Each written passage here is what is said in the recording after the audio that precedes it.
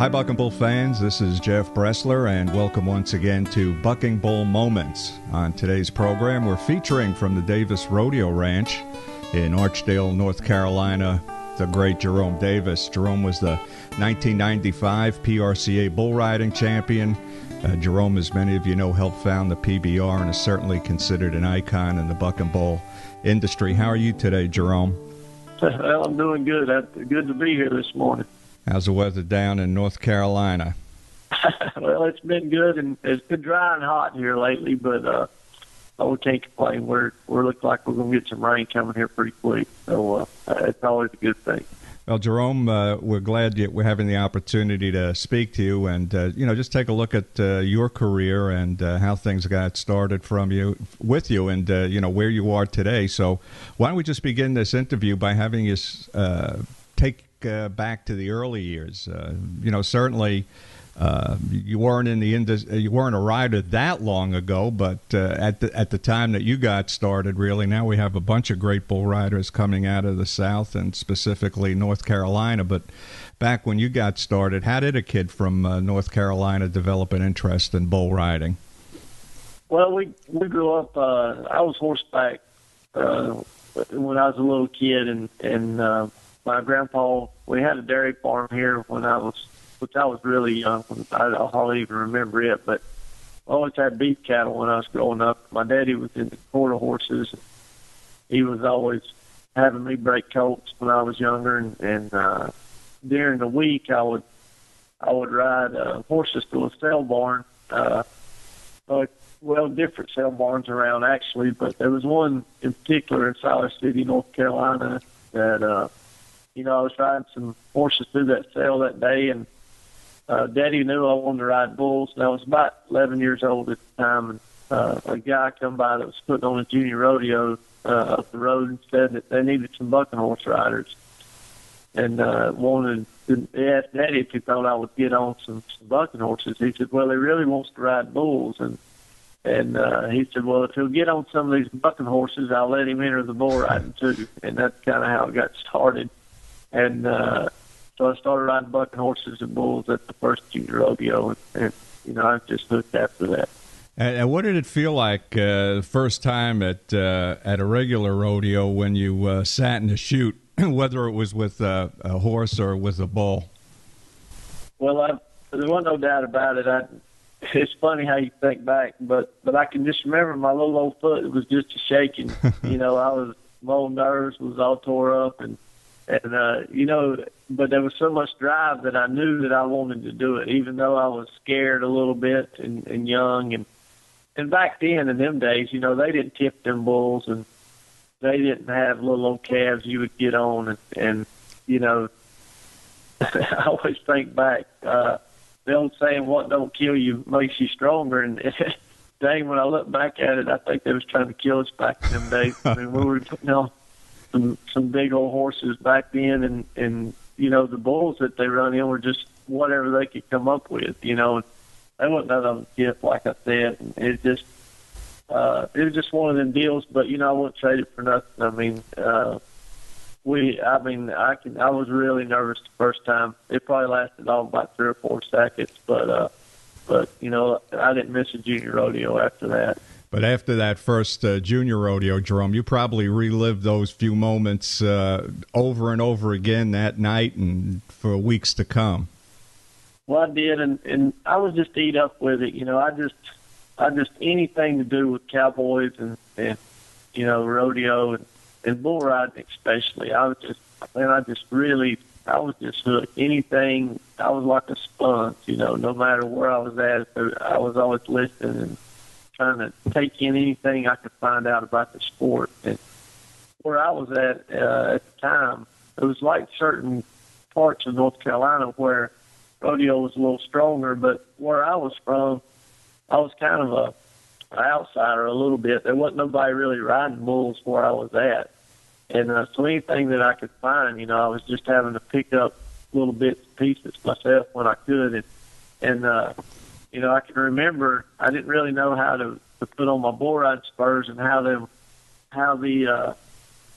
straps would run underneath the boots, and I wasn't for sure about it. And I can remember we had a video of it showed a little clip of a bull rider in this movie, and I watched it over and over, trying to look at his boots, trying to figure out how to put them spurs on. Just stuff like that. It was just, when I look back now, how funny things like that are. Yeah, Jerome, you participated in high school rodeo in North Carolina. Is that right? I did. High school rodeo was good to me, and and we had, when it got started, I was excited when I heard that North Carolina was going to have a rodeo, in high school, have its own group of kids. Because I think they had it down in South Carolina before we did here in North Carolina, and then we picked up and then, got it going up here. And it was pretty neat. I mean, North Carolina that year, we was like 8th in the nation, I think, my senior year when I went. And it was really cool. It was good to see that, the state was starting to take off. And in your progression as a bull rider, when you were in high school and you had the opportunity at that time to participate with other high school students across the state, how did you size up at that time as a bull rider in terms of winning events? Well, I did pretty good, I guess you might say. I mean, I won the state championship. My only problem was I was rodeoing. By the time I was 15, I was catching flights to California going to rodeos and IPRA rodeos at the time. I kind of got on the clique with some older guys going to these IPRA rodeos. And, there was one in Lakeside, California, and I can remember catching a flight out there, going out there to that thing, and I wasn't even old enough to drive. But with that being said, talking about the high school, I didn't go to all of them that I should. I would just go to enough to go to the finals, and then when I would get there, try to make up and lost time to make it to the national high school finals. And I did. We qualified, and I won a round out there and in the bull riding, and I ended up being all-around a reserve all-around champion at the high school in Shawnee, Oklahoma. But, I had a lot of success, I guess you'd say, when I was in high school. I went to the international finals that year out in Oklahoma City when I was in high school and rode all 5 bulls out there. And kind of a funny story, it was come down to me and Terry Don West in Oklahoma City at the IFR when I was high school. And then it wasn't many years later in '95 it come down to me and him world title at the PRCA. So it's kind of neat to that same little battle take place again. But I had a little bit of success, you might say, in high school. Yeah, I'd say so. So at this point in your life, you were going out on the road rodeoing. You were still in high school back in North Carolina and competing. And at that point, you probably could have just went pro full time. But you had made the decision to go to college in Odessa. What was your mindset then when you left high school and not just pursue rodeo full time? Well, I knew. I always had a focus in my dream was the PRCA World Championship. PBR wasn't even heard of back then, and it hadn't even started. My dream was to be the ultimate world champion was the PRCA, at the time. So that's why I just wanted to, try to win that title. So when the opportunity come up that I could go to Odessa, Texas to rodeo out there.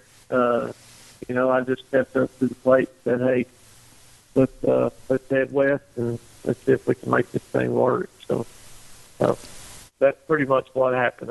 I left out of here. I graduated high school that summer and packed up a minivan with my clothes and a rigging bag, and I can remember Daddy was out back, and I was on the road all the time back then, so he knew that I was in and out, and it wasn't enough for me to stay gone months at a time sometimes. And I was pulling out, and he was out back, and he was actually grilling out some stuff, and I told him I was heading to Texas, and he said, this was about August, he said, well, when you going to be back? I said, it'll probably be close to Christmas. And he said, well, bear down and win a bunch. And that was just kind of the way it worked. Yeah. And I headed out, and that's when I come back was about Christmas. And that year, starting about October, you get start going to the first rodeos in the PRCA, and it seemed like it was Brawley, California. No, it wasn't Brawley, California. Yeah, maybe it was Brawley, California, or Yuma, Arizona was some of the first ones that was in the sports news. That would start the new year. It was after the Cow Palace, of course, and I can remember that was my goal, and I just knew that I wanted to make national finals. That year coming up, so which would have been in '92, and it just started right there. I placed at both of them rodeos right off the bat, and was winning Rookie of the Year, and man, I was just pumped. I was excited. It was my new deal. I had a goal set to make it to the national finals, and that's what I wanted to do. So, Jerome, when you went to college and you really made that move out of North Carolina, prior to that, you were pretty much going in and out. You were going out on the road, but always ended up back home, and now you were pretty much committed at that point to spending a lot of time in Texas, and you were starting to see some success as a bull rider. But how were you treated by the rest of the guys? Because coming from North Carolina, a lot of people must have considered you an outsider looking in. Well, and I was. I mean, back in them days, it was a little tougher. They just didn't think that anybody from the East Coast could ride bulls pretty much. But with that being said, I knew as long as I kept getting on and carried myself in a way that people would respect me, that my riding would speak for itself, I hope. So that's kind of what happened. I mean, I just, before long, after I got to know people and got into click things and learned how to go up and down the road, it made a big difference. I can always remember we made that run. I started out there in Odessa, within coming in the winter, that first year. I didn't have nobody to rodeo with, and I was back here in North Carolina for a couple of weeks, and my cousin, we took my minivan and we took off for 2 weeks with a loaf of bread and a big old jar of peanut butter. I won't ever remember it. I was just barely getting by. We took off to Dayton, Ohio, back down to Odessa to the pro rodeo then, and then back up to Denver, and then from Denver to Lafayette, and Lafayette back to Peoria, Illinois, then back to North Carolina. And we did that. It was about a week or two. We made that little run, and we stayed in a motel twice. We was in that van driving all night, and or either staying in it. And it was the middle of the winter. But leading up to that, what you was asking me about how people took me in. Well, Cody Custer, I was down in Lafayette. I actually won the bull riding that night, and he said, "Who are you rodeoing with?" And this was in 1992, and that was the year that Cody Custer won his world title. And I said, "Well, I'm kind of by myself. My cousin's helping me drive. He don't rodeo, but he's helping me drive." And he said, "Man, well, if you ever need any help or need some advice or anything," he said, you call me. He said, "I'll, you just let me know." And later on down the road, I took him up on his invitation. But yeah, I mean, people took to me pretty good after they see, how bad I wanted it, I think. Yeah, let me ask you this, Jerome. Cody Custer is certainly one of the class acts in the industry, and just an outstanding human being. At that time in your career, when a guy of Cody's stature reaches out to you, did that make any impact on you for the rest of your life, and in how you dealt with younger cowboys?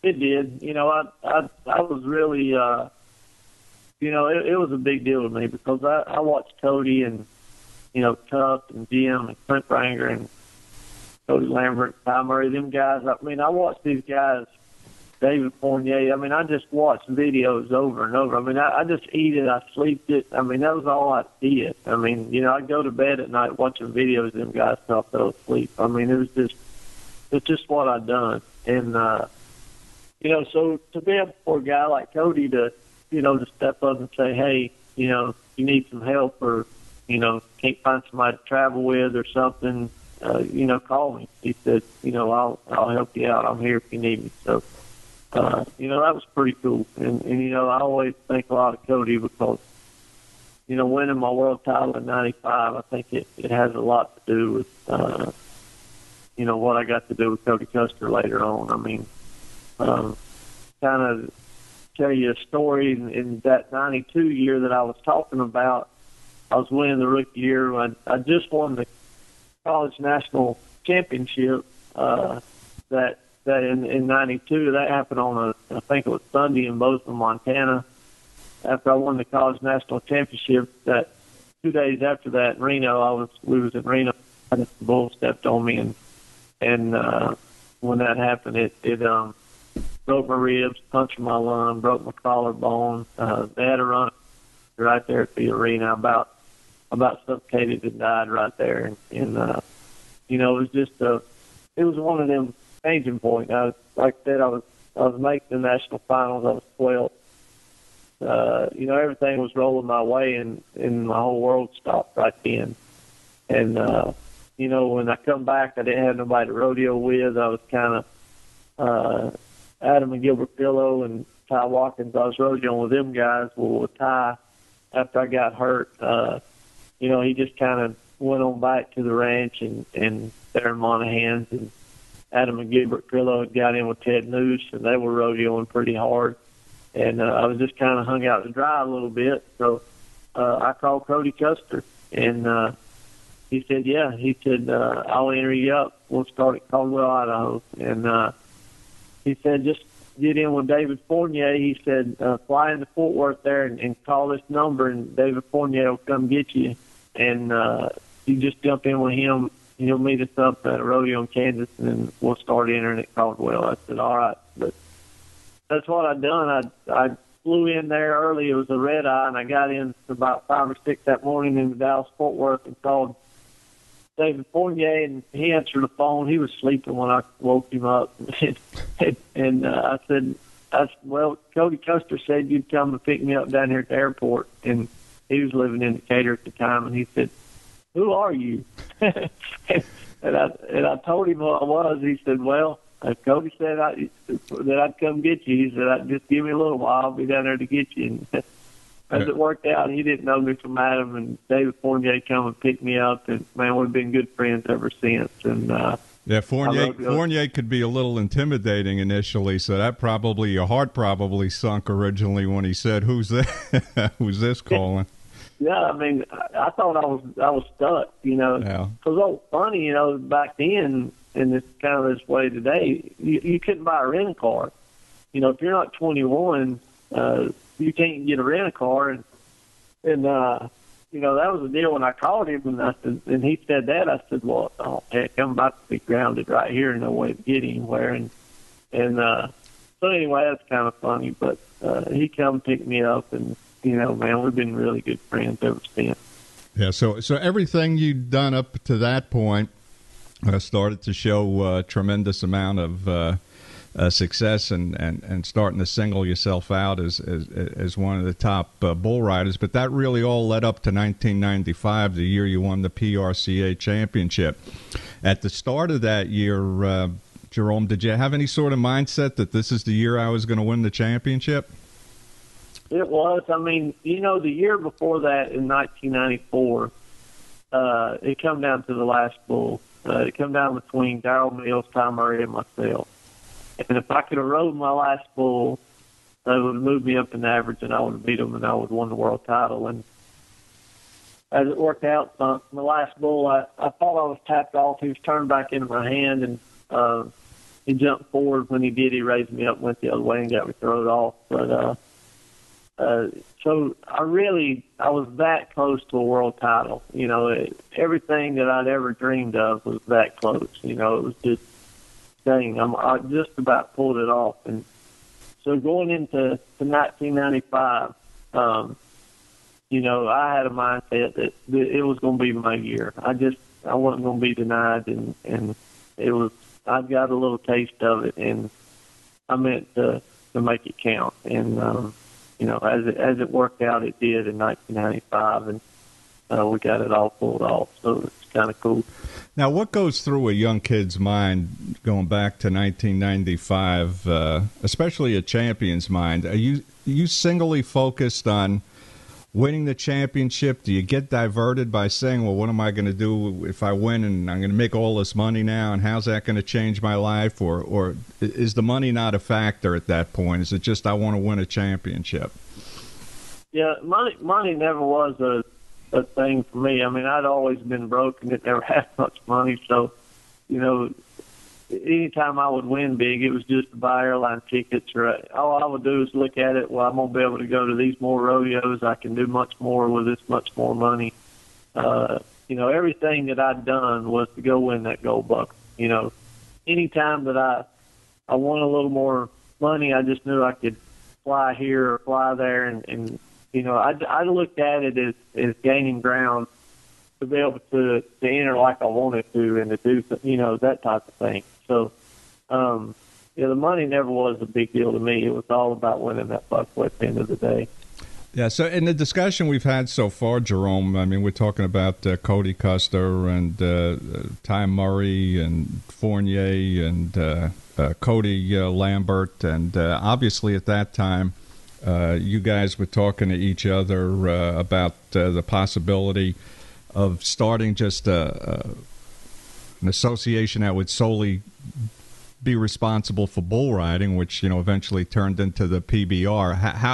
How did that all start? Who really started that kind of chatter? And with all you guys basically committed to the PRCA at that time, how did you really openly talk about that? Well, I mean, the PBR got started in 1992, and that was my rookie year that I'd come around.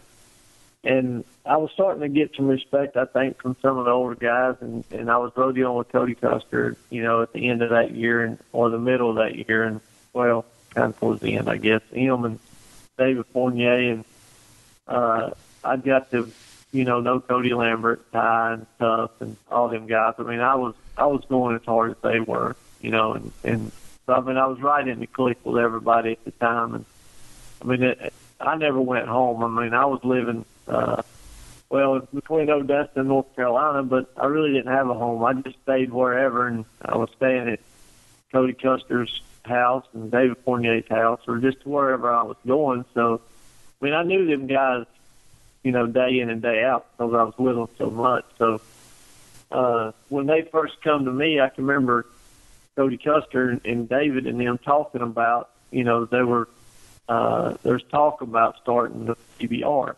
what they called, making its own deal. Because if you remember back in '92, there was, the BROs that kind of got started, right? And and things were starting to seem like they were going pretty good with the BRO. But with that being said, we were the ones that were sticking our necks out on the line and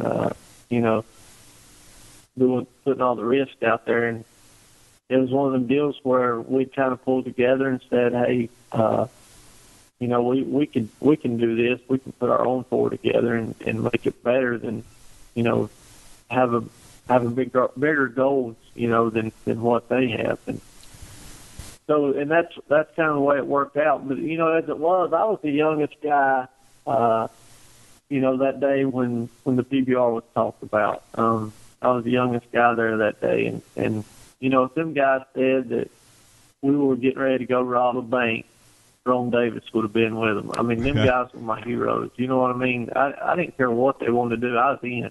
It didn't matter. I was right where I wanted to be. I mean, these are the guys that I grew up with and idolized, and here I am getting to be with them day in and day out. I was just, I just, whatever, I was in, but I didn't really see the potential that like they could see it. They had some years on me because they were a little older, and they seen what potential was there. And, I was just very blessed, and I was just glad that they would let me be a part of it. Yeah, I mean, that to be the little kid amongst the group like that, it just you probably were constantly in awe of these guys. And I think a lot of these guys probably before you finally went to Odessa and really got your feet planted. Well, these guys were your heroes. So, I mean, what did it feel like? Where all of a sudden you're friends with Cody Custer, friends with Fournier, friends with Lambert. Yeah, I mean it was really cool. When I was talking about like I was just a sponge and I would just soak in anything about bull riding or whatever. But when I was around them guys, I was real kind of almost nervous to a certain extent, because they were so high up on the totem pole for me, or up on a pedestal, you might say. But I mean, them guys, just everything that they did, I was paying attention and seeing how they, everything they've done pretty much, from entering rodeos to how they rode, I was just really trying to take that all in. And, to me, it was exciting. That was 92 was a big time in my life. That was when I was just starting to settle in with them guys. And, man, it was just exciting. I mean, it's just like, somebody meeting a rock singer or something. These were my movie stars. These guys were my idols, you would say. Yeah, and another significant year, Jerome, of course, was 1998, and 1998 looked like it was going to be all you in terms of winning championships. I think you covered 14 or 15 of your first 15 or 20 bulls that year. You were number one in the PBR, and then, of course, as many of us know, a life-changing event took place in March of that year in Fort Worth, and bull was Knock 'em Out John. And I know it's always tough, but can you take us through that? Yeah, it's kind of that whole deal was that year was I wanted it to be my year. The PBR to me was starting to be the real world champion. When we grew up back then, the PRCA champion was your world champion. And, 1997, I was reserve world champion in the PRCA again. And I just had missed winning another world title.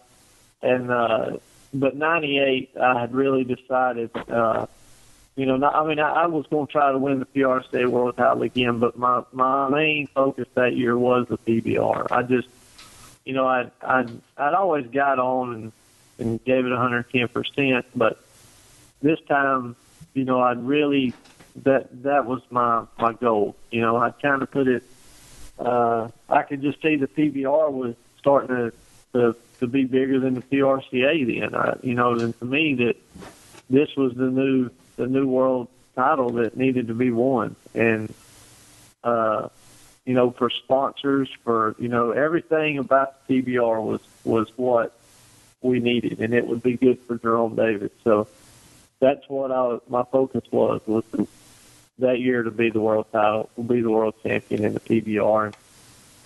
Quick story, we had actually flew down I got hurt in Fort Worth in March, but that happened on a Saturday night. Well, that Friday night, I actually flew down I had a friend that had a plane, and we flew down to New Orleans, and we went to a UFC fight down there.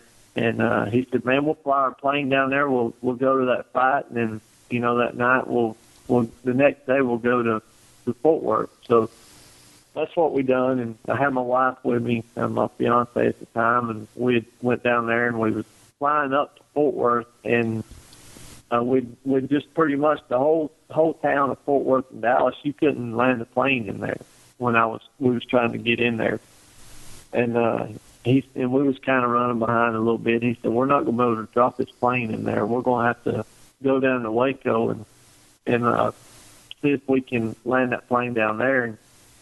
And that's what we ended up doing. And then they had an old station wagon there at that airport. We used that station wagon, drove it up to Fort Worth. And we get there, and the guy at the gate won't let me in. And he said, I didn't have, my credentials and stuff. I never carried it with me. I had my rigging bag, and I said, man, I am entered in this bull riding. And he said, man, I can't let you in. Well, he wasn't going to let me in. I finally sneak around him and get to the pack. But I finally get there just in time for the opening and to get on my bull that day, you know, and it's just funny how things work like that. And then as it worked out, I'd been on Knockabout John before, and but on that day, it was just one of them deals where I knew when I got on him before he had hit me in the face, I knew I'd really emphasize stand over that front end and not letting him get me rocked back. And as it worked out, I got tapped off on him pretty good, and I felt like I was sticking it on him pretty easy, and he just jumped forward.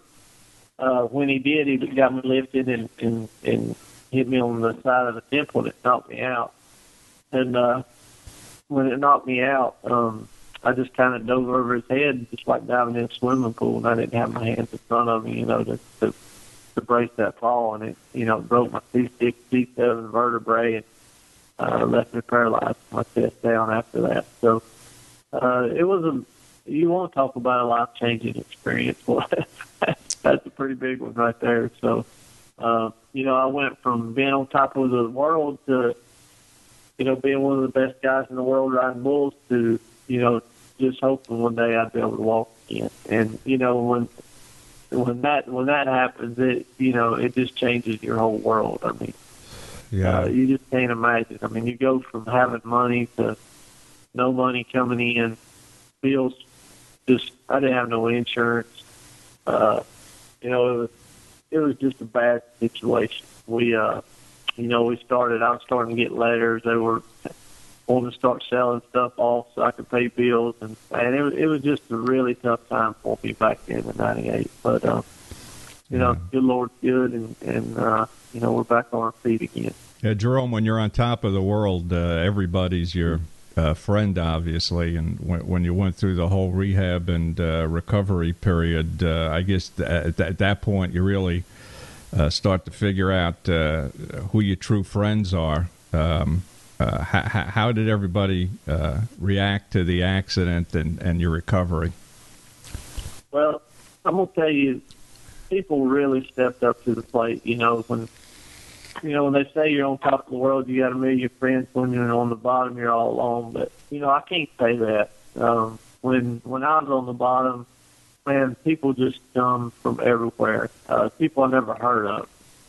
Just want to know how they could help, and I felt really blessed to be able to do what I've done after that. I mean, everybody was having fundraisers, and man, money was coming from places I never even heard of or knew of. And if it wasn't for that, I mean, I would have lost everything I had. I had a old farmhouse my grandpa lived in, and a little bit of land, and we was going to lose that. It looked like, and it just seemed like every time that we needed to step up and pay a bill to keep them from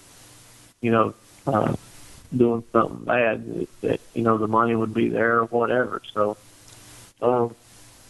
there's some really good people in rodeo. I mean, it's just unbelievable how people stepped up and helped out, and if they wouldn't have, I would have been in a bind, sure enough. And as it worked out, we got some lawyers and got in there with some of the doctor bills and got them cut down a little bit with the fundraisers and took the money, and we just made it all work. And it gave me long enough time where I could get back on my feet. And me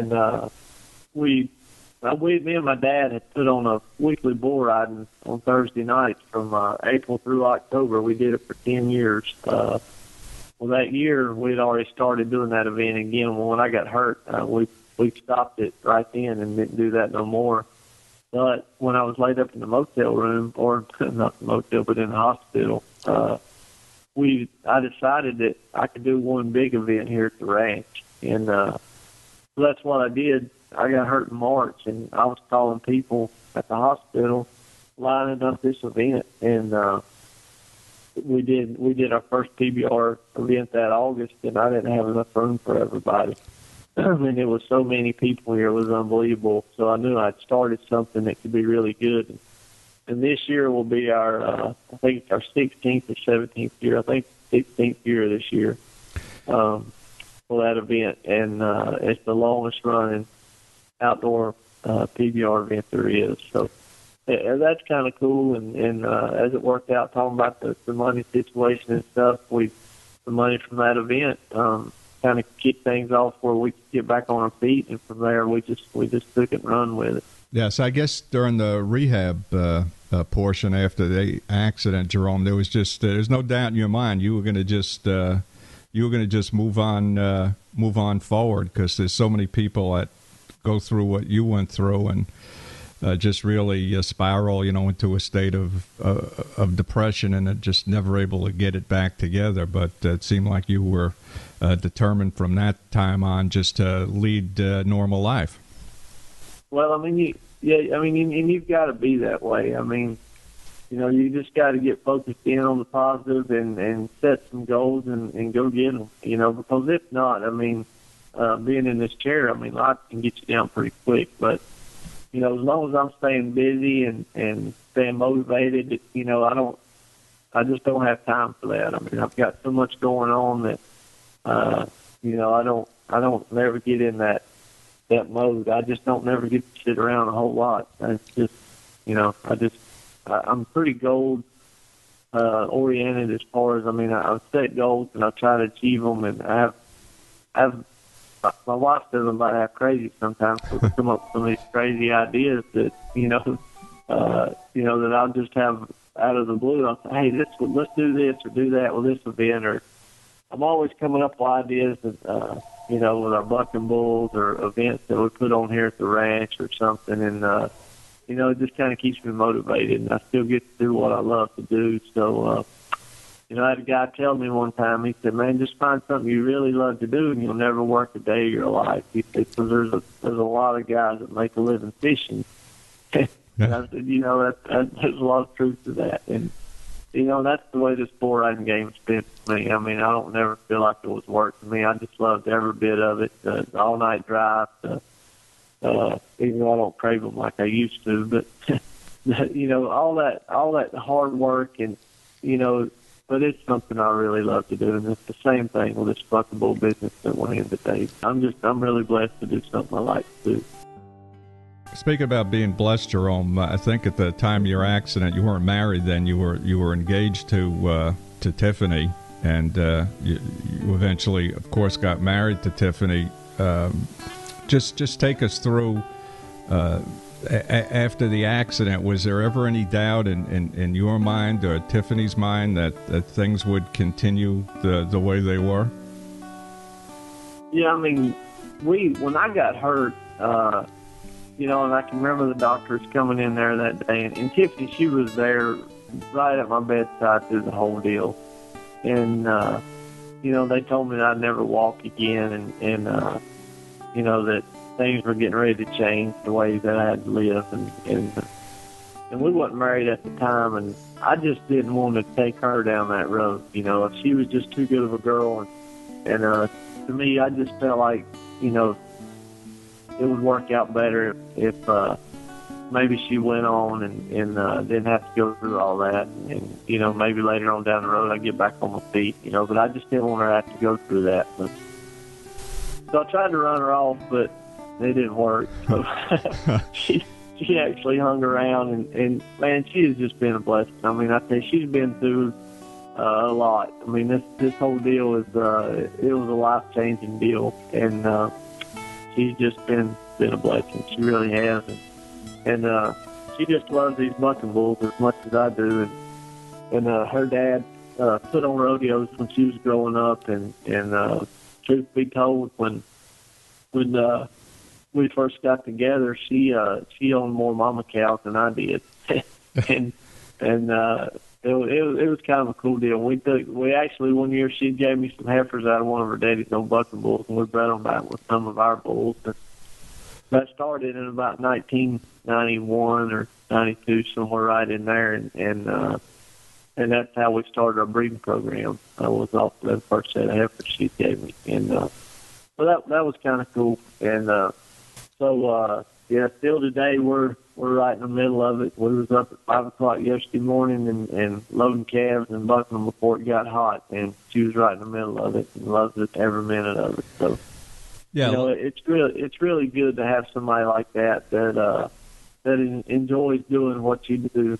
You know, it makes for a good team. Yeah, obviously when you live with somebody, it's not all rosy the whole time. So I would assume, you know, when you had the accident and then the recovery, and you know, obviously Tiffany, not that she looked at you in a different way, but obviously you try to be a little kinder and gentler. When did it come to the point where Tiffany said, Jerome's just like any other person, and I'm not happy with him right now, so I'm going to give him a whooping here?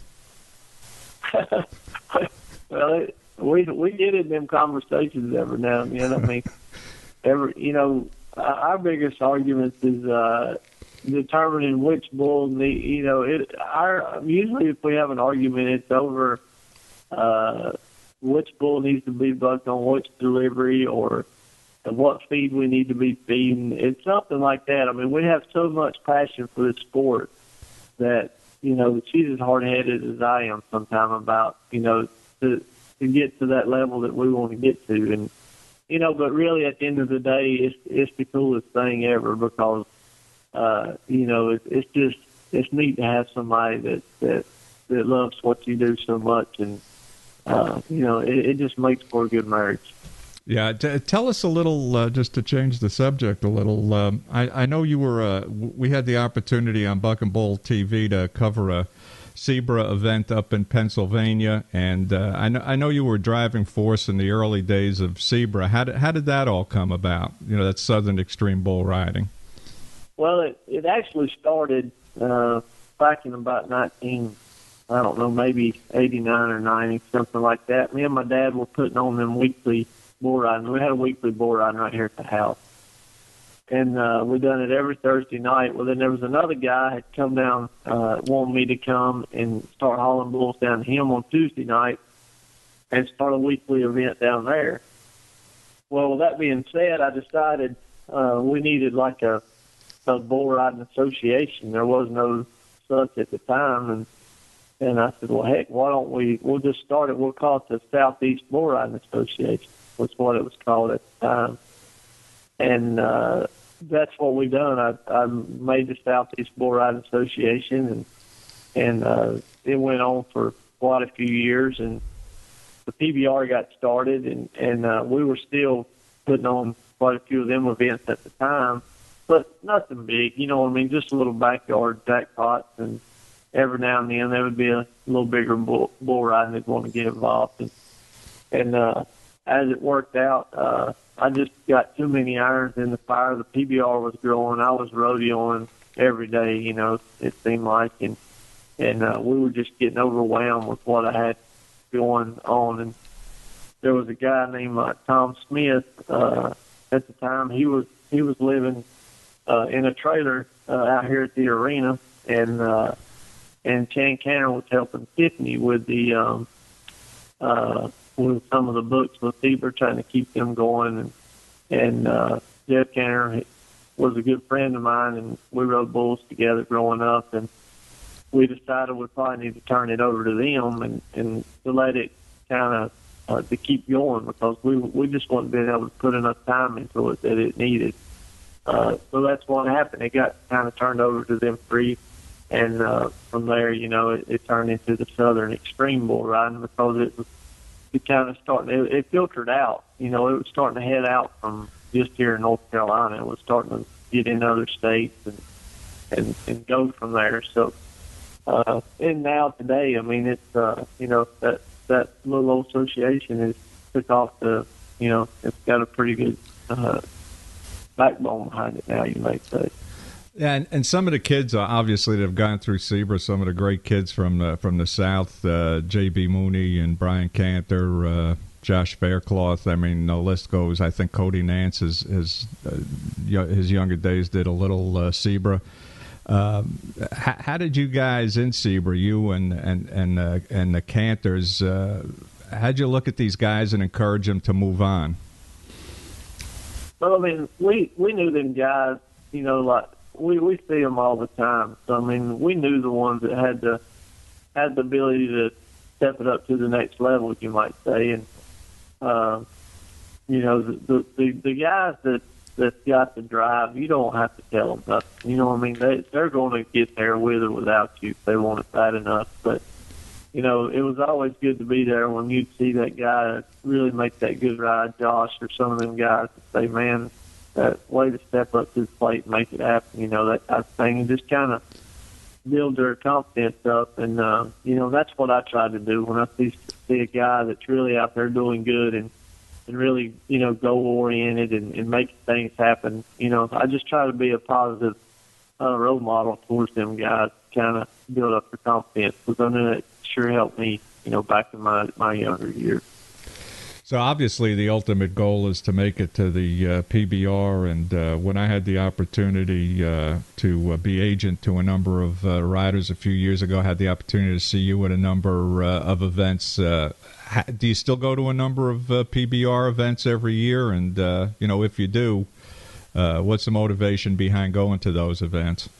Well, you know, our Bucking Bulls now is a big deal. You know, that's what we do now is the partnership for these Bucking Bulls, and we have quite a few partners these days that bought in with our 2-year-olds, and then our older bulls, we're taking them to the Cup event. So just about every weekend, you know, we're somewhere. So I'm right on top of it. I mean, as far as hauling these ABBI events, the PBR events, I mean, every weekend it seems like we're somewhere. So it's always exciting to still be a part of it. You know, Jerome, when we covered that Zebra event up in Waynesburg, Pennsylvania, a few months back, and I had the opportunity to look at the pen of bulls that they had there with the amount of money that's on the line. When bulls are in their futurity year, and now you're starting to see a lot of money in the yearling year. The breeding is becoming obviously more and more refined, and what I'm seeing is even in a place like Waynesburg, Pennsylvania, you're just getting an outstanding pen of bulls. Are bulls actually getting better than cowboys that can ride them? Well, I mean, yeah, I think you're hitting it on the head. I mean, you know, I don't think the bull riders are stepping up to the plate as much as the bull breeders. I mean, you know, these guys are just unbelievable. The bulls that are coming out of these cows these days, and you know, just the percentage. I mean, just here at the ranch, I mean, we see it ourselves. You know, every year our calf crop just seems to get better, and you know, I think as a whole, it's the same thing with a lot of bull breeders, you know, and you know, the bulls are just going to get better. You know, people ask me, they said, "Are the bulls ranker today than they were back then?" And I said, you know, there wasn't no ranker, but there wasn't as many of them. You know, there were ranked bulls back then, but we didn't have as many as what they are today. And you just have so many more bull breeders out here now that are doing that. So, you know, with that being said, you're going to have more of them. I see more. You know, sometimes I get a little worried when I'm at some of these bull ridings. And, you know, when we was growing up, we were just, you know, country kids that, you know, that were cowboys, and, you know, we just craved it. And today it's getting to be such a mainstream sport. You know, I see some of these kids that ride skateboards want to come and they want to get on bulls, and they do pretty decent at it. But, you know, with that being said, I think you lose some of that cowboy in some of them guys, and that seems to be what, you know, you would always find that in the champions. If you look back at some of the best guys in the world, when they go home, they were good cowboys, and you'll see that in just about every one of them that has success in the sport. And with that being said, I think with some of these kids these days that, you know, come out of these towns and, you know, want to be mainstream bull riders and you know, just never grew up on ranches or farms and stuff, they just don't seem to have that bull savvy, I call it, that some of these other guys have. Yeah, I agree with that. Now, Jerome, I know you're a PBR loyalist, but let me ask you this question. Obviously in the PBR, we're dealing with a class of bulls that are super rank, and when I look at other associations like the CBR, and again we go back to talking about cowboys. I think you're getting bulls that are more compatible for the riders, where they have a better shot at covering their bulls. From a fan's perspective, do you think fans enjoy more watching these super ranked bulls, the asteroids of the world, have a cowboy on their back, or do you think fans would rather watch a show where there's a more evenly matched mix between bull and rider? Well, when we started the PBR in '92, our goal was to have the rankest bulls in the world against the best bull riders in the world. And bar none, that's what we was going to bring to the table. And by doing that, we've seen success every year by doing it. And if we start taking away the best bulls in the world, it's not what we're about. When you come to a PBR event, we want you to know when you get there, you're going to see the very best guys in the world, and you're going to see the best bulls, and we're going to match them up. And how it turns out, well, that's up for someone else to look at. But with that being said, our attendance are up. We're just growing by leaps and bounds. We're getting huge down in Brazil. Australia's growing, and now we're going into China this year to start tours down into China. I mean, and our same goal is what we started with at the very beginning: the best guys against the best bulls. And why change something if it's not broke? And as much success we're seeing with the PBR right now, in the ratings that we're getting on CBS, and I mean, right now the PBR is just booming. I mean, it's unbelievable how big and where it's going, and we're just now we haven't even reached to where I think this thing is happening. It's getting ready to go. So.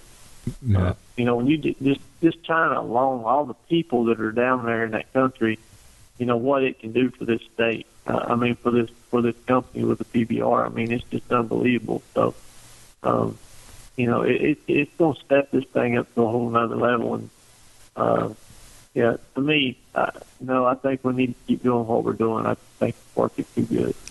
Yeah, as a breeder, Jerome, I just want to ask you that, obviously breeding techniques have changed over the last several years, and with techniques like embryo transfer now, in any given year you could have 5, 6, 7 full brothers competing, and I think this is eventually going to lead to where you're going to just see a Super Bowl come out of this, out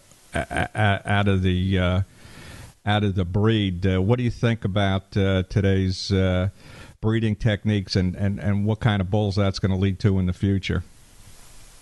Yeah, it's crazy, just like what you said. When we think, though, to me, when we finally think we got it figured out, and we can, if we can take the greatest bull in the world and breed him to the best cow, and we flush them, and we get 10 of them bull calves that come out all in the same year. But what's funny to me, we'll buck them 10 calves, and they won't all be the same. It's just crazy. So, there's about the time we really think we got a handle on it. The good Lord, Mother Nature says, "Well, you really don't." Yeah, I think I started my career training racehorses, and I think with horses, you certainly have a familiarity with horses. For the most part, when you breed really good sire A to really good dam B, you sort of know what you're going to come out with. It just that doesn't follow the case in the buck and bull industry. And there's a lot of truth to that. And we've seen these clones that some of these guys have done, and there's none of these clones been able to reproduce what the main bull had done, in my opinion. I haven't seen one be as good. I've seen little yellow jacket clones. I've seen panhandle slim clones. I've seen all these clones, but I just haven't seen one as good as their dad. or their full sibling, I guess you would say. But so to me, yeah, I mean, by the time we think we're getting a handle on it, we're not, and that's what's exciting about the about having the buckle industry, and it's kind of like rolling the dice. Hopefully one day you'll be blessed with that bucker that, it'll change your whole breeding program. So we're talking a little about the PBR and the future of the PBR, and we just, for a couple of moments here, talked about breeding and what that could eventually lead to. What do you just see, 5-10 years from now, if you could project ahead, as the whole future of the industry? Well, to me, in the buckle industry, I can remember Randy Bernard, when Randy first come on with the PBR, and he said, when will you know that the PBR or these bull riders are really getting what they deserve? And I told Randy that day, I said, and Randy, he tells this story every now and then, and I said, the day when I see a guy that rides bulls win $1 million in 1 year, I said, I think we're starting to get close to where we need to be. And it wasn't long after that, Randy had a bull rider win $1 million with the bonus with the PBR. Well, the same thing to me in the buckle industry. I think in the next 10 years we will see a bull win $1 million. I know that it's been talked about already, and they will be a event within 10 years, in my opinion, that this will happen. And I just think we're just starting to warm up what this thing's going to do. As the PBR grows and it gets bigger, the buck and bull industry is going to grow with it, and more fans, more people with money get involved. I mean, we're just starting to get some deep pockets in this sport. I think we're going to really see some things happen in the near future. Yeah, absolutely. And just as a final question, where do you feel that the next pool of bull riders, the cowboys, is going to come from? And I hate to sound negative, and I think you touched on this a little in the discussion earlier on. The fact that you really got to want this, and you are seeing a lot of younger kids that just aren't making that same commitment that guys like you did in your earlier days. So, what do you feel the industry could do to keep young cowboys motivated and just put them in the mindset to bear down and want to get the job done and succeed?